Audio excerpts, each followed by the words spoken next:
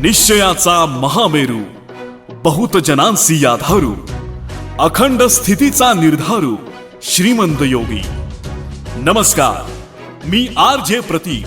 निश्चयाचा महामेरू या ऐतिहासिक पॉडकास्ट मध्ये तुमच्यासाठी घेऊन आलोय छत्रपती शिवाजी महाराजांचा धगधगता इतिहास.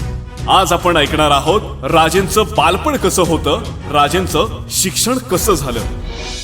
शहाजी राजांच्या आदेशावरून आऊसाहेब जिजाऊंनी शिवरायांना घेऊन पुण्याकडे प्रस्थान केले आणि तिथं सुरू झाले शिवरायांचे शिक्षण आणि बालपण. शिवरायांना अश्वारोहण, दांडपट्टा, तलवारीचे हात, नेमबाजी आणि इतर युद्धकला बालपणीच मिळाल्या. क्षत्रियाच्या मुलास हे शिक्षण मिळणं हे स्वाभाविकच होतं. काळ सरत गेला. राजे युद्ध कलांमध्ये पारंगत होत होते. काही वर्षांनी शहाजी राजांनी शिवरायांना बेंगलोर इथे बोलावून घेतले. आबासाहेबांची भेट होणार म्हणून शिवराय खुश होते. एकदा शिवाजी राजे शहाजी राजांच्या महालात गेले. शहाजी राजे बैठकीवर बसले होते. शिवाजी राजांकडे पाहताच शहाजी राजे म्हणाले, या राजे. शिवराय जवळ गेले आणि एकदम म्हणाले, आबासाहेब. शब्द उच्चारतात चूक ध्यानी येऊन ते गडबडीने म्हणाले, महाराज साहेब. शहाजी राजांनी शिवबाला एकदम जवळ ओढले. ते म्हणाले, शिवबा, इतर आम्हाला महाराज साहेब म्हणत असतील, पण तुम्ही आबासाहेबच म्हणत जा. आणि शिवबा हसले. 1.5 वर्षानंतर राजे बेंगलोरहून परत पुण्यात आले. साऱ्या मावळात ही बातमी पसरली. जो तो शिवरायांना भेटायला येत होता. राजे पुण्यात आल्यानंतर 1.5 वर्षाच्या कालखंडात घडलेल्या गोष्टी दादोजी नरेकरांच्याकडून समजावून घेत होते. दप्तर तपासणीत ते मग्न झाले होते. राजे दादोजींच्या बरोबर मावळ फिरत होते. वाड्यात दप्तर पाहत होते. पायरीवर आलेला न्याय जिजाबाईंच्या गोतमुखाने सोडवलेला पाहत होते. वाड्यात कीर्तनकार येत होते. भजनी लोक येत होते. भजन कीर्तनात राजांचा जीव रमून जाई. एखाद्या शाहिराचा पोवाडा ऐकत असता अंगात वीरश्री संचारे. मावळातल्या माणसांची साथ वाढत होती. मित्र परिवार वाढत होता. त्यात गुंजावण्याचे येसाजी कंक होते. मोसे खोऱ्यातील बाजी पासलकर, नरेकरांचे बाळाजी चिमणाजी होते. कावजी कोंढाळकर, जीवा महाला, वाघोजी तुपे, सूर्याजीराव काकडे यांसारखी लहान थोर मंडळी होती. बाजी पासलकर तर साठीच्या घरातले उमराव, पण राजांची त्यांची दाट मैत्री जमली होती. हा मित्र परिवार घेऊन राजे आता स्वतंत्रपणे फेरफटक्याला जात होते. पूर्वी टापांचा आवाज ऐकताच मोघल आले समजून रानाचा निवारा घेणारी माणसे आता टापांचा आवाज ऐकताच राजे आले म्हणून धावत आडवी येत होती. बाळराजांना डोळे भरून पाहत होते. असेच एकदा राजे फेरफटका मारत असताना शिवारातून एक इसम राजांच्या रोखीने धावत आला आणि थेट राजांच्या पायात पडला. धाप हुंदके यानं त्याचं अंग हलत होतं. राजांनी त्याच्या दंडाला धरून त्याला उठवून विचारणा केली. त्याचे डोळे भरून आले. पुसून तो म्हणाला, राज, वाटोळ झालं. माझी पोर नदीला पाणी भरायला गेली होती. तिला पळवली, पाठवली. माझ्या पोरीनं जीव दिला राज. पोरी विना पोरका झालो मी राज. त्या पाटलानं माझ्या पोरीची आबरू लुटली राज.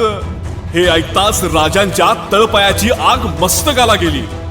राजांनी येसाजीला आदेश दिला, येसाजी, त्या पाटलाच्या मुसक्या आवळून आमच्या समोर हजर करा. सकाळी राजे नेहमीप्रमाणे उठले. स्नान झाले. राजांनी चुणीदार विचार घातली होती. अंगात कलाबुद्धीचा जामा होता. कमरपट्ट्यात बिचवा खोवला होता. कमरेला तलवार लटकवली होती. दर्पणात पाहून त्यांनी आपला जिरेटोप मस्तकी घातला. कपाळी लावलेल्या गंधावर त्यांची नजर गेली आणि ते हसले. महालात जिजाबाई सुद्धा उभ्या होत्या. राजांनी जिजाऊंचे पाय शिवले. आऊसाहेबांनी आशीर्वाद दिले आणि विचारले, राजे, काय गोंधळ घातलात? दादोजींनाही खबर नाही. सारा दरबार भरून गेलाय आणि आज हे सणासुदीचे कपडे बरे. राजे म्हणाले, नावाचे का असेना, पण राजाचे कपडे आहेत. चला मासाहेब, आजचा गोंधळ फार मोठा आहे. दरबार भरला होता. राजे जाताच मुजरे झाले. राजांनी नजर फिरवली आणि ते बैठकीवर वीरासन घालून बसले. राजांनी येसाजींना आदेश दिला, येसाजी, पाटलाला हजर करा. मुसक्या आवळून आणलेल्या पाटलाला हजर करण्यात आले. राजांनी रामजींना विचारणा केली, रामजी, हाच ना तो पाटील? रामजी म्हणाले, महाराज हाच तो नराधम राज. पाटलानं राजांना भयभीत हाक मारली. राजे हसले आणि म्हणाले, पाटील आम्ही नावाचे राजे असू, तुम्ही गावचे खरे पाटील असाल, पण आम्ही धरतीचे पुत्र आहोत. परस्त्रीला आम्ही आई बहिणी म्हणून ओळखतो, प्रजेला बटीक समजत नाही. येसाजीकडे वळून राजेंनी विचारले, घडला गुन्हा खरा आहे का? येसाजी म्हणाले, होय महाराज. राजे पाटलाला म्हणाले, पाटील प्रजा ही पोरासारखी, ती राखण्यासाठी तुम्हाला पाटीलकी दिली आणि प्रजेवर तुम्ही बलात्कार केला. पाटील जाब द्या. पाटील गयावया करू लागला. खामोश. राजे संतापाने थरथरत उभे राहिले. ती पोर जेव्हा किंचाळली असेल तेव्हा काही कान बहिरे झाले होते. येसाजी, या पाप्याचे हात आणि पाय तोडून टाका, गाढवावर बसवून रांजण्यात नेऊन सोडा. गावचे पाटील आहेत ते, मानानं गावी गेलेच पाहिजेत.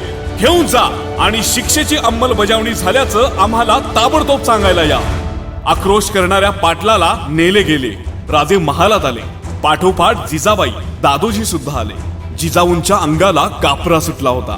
पंत म्हणाले, राजे एवढी कठोर शिक्षा? दादोजींच्या डोळ्यात मात्र आनंदाश्रू होते. ते डोळे टिपीत म्हणाले, मासाहेब आज मी तृप्त आहे. हे पाहायला आज इथं थोरले महाराज हवे होते. आज शिवबा खरे राजे शोभले. गजाननाला दंडवत घालून येतो. पाटलाचे हात पाय तुटल्याची वार्ता सगळ्या मावळात पसरली. सारे राजांना धन्यवाद देत होते. आता राजांच्या लहान वयाचा हिशेब कुणाच्या मनात राहिला नव्हता. राजेंच्या शौर्यगाथेचा इतिहास ऐकण्यासाठी ऐकत रहा निश्चयाचा महामेरू.